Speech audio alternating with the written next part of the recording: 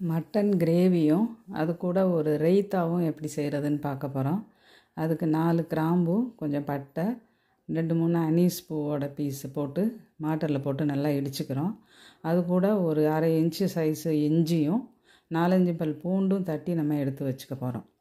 இப்போ இந்த மட்டனில் வேக வைக்கிறதுக்கு என்னெல்லாம் தேவையான எடுத்து வச்சுருக்கிறோம் பாருங்கள். இந்த தட்டி வச்ச பட்டை, கிராம்பு, ஏலக்காய், இஞ்சி, பூண்டு, அது கூட ஒரு பெரிய வெங்காயம் கட் பண்ணி வச்சுருக்கிறேன், ஒரு தக்காளி, சின்ன வெங்காயம் எடுத்து வச்சுருக்கிறேன். அது தாளிக்கிறதுக்கு நம்ம யூஸ் பண்ணிக்க போகிறோம்.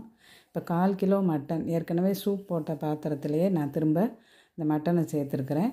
வெங்காயம், தக்காளி, இந்த தட்டி வச்சுருக்கிற இஞ்சி, பூண்டு, மற்ற கிராம்பு எல்லாத்தையும் கொஞ்சமாக இதில் சேர்த்துக்கிறோம். மீதியை தாளிக்க எடுத்துக்க போகிறோம். இது கூட ஒரு 3 டீஸ்பூன் அளவுக்கு நம்ம குழம்பு மிளகாத்தூள் சேர்த்துக்கிறோம். கொஞ்சம் உப்பு சேர்த்துக்கிறோம். அது முங்குற அளவுக்கு கொஞ்சமாக தண்ணி விட்டு இதை குக்கரில் வச்சு நம்ம மட்டன் எப்பயும் வேக வைக்கிற அளவுக்கு அந்த டைமுக்கு வச்சு வேக வச்சு எடுத்துக்கலாம். வேக வச்சு எடுத்ததுக்கப்புறம் பார்த்திங்கன்னா இந்த மாதிரி இருக்கும். இதை இனி எப்படி தாளிக்கிறதுன்னு பார்க்குறோம். ஒரு பாத்திரத்தை அடுப்பில் வச்சுட்டு அதில் அளவாக எண்ணெய் ஊற்றி கொஞ்சமாக சோம்பு தூளும் நம்ம தட்டி வச்சுருக்கிற இஞ்சி, பூண்டு, பட்டை, கிராம்பு எல்லாத்தையும் அதை போட்டுக்கிறோம். அதில் வெங்காயம், பச்சை மிளகாய், கருவேப்பிலை இதையும் சேர்த்துக்கிட்டு நல்லா வதக்கிக்கிறோம். நல்லா வதங்கி வந்ததுக்கப்புறமா நம்ம வேக வச்சுருக்கிற அந்த மட்டனை அதில் சேர்த்துக்கிறோம். அது நல்லா தண்ணி குறைஞ்சி கெட்டியாக இருக்கும்.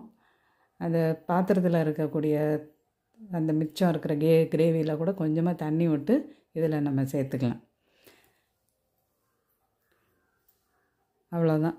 இது ஓரளவு வதங்கிருச்சு. இப்போ வத்திருச்சு. கொஞ்சமாக நம்ம மல்லித்தலையை தூவி இறக்கிடலாம். இந்த சாப்பாட்டை பேச்சுலர்ஸும் செய்யலாம், வீடு எடுத்து தனியாக தங்கியிருக்கிற லேடிஸும் ஈஸியாக செய்து சாப்பிடலாம்.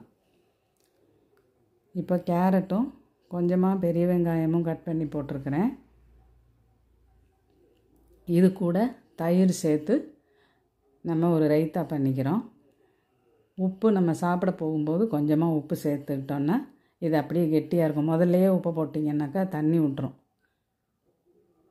இப்போ ஒர்க் பண்ணக்கூடிய பாய்ஸுங்க லேடிஸும் வெளியில் தங்கி இருக்கிறவங்க இது மாதிரி ஈஸியாக செய்து சாப்பிடலாம்.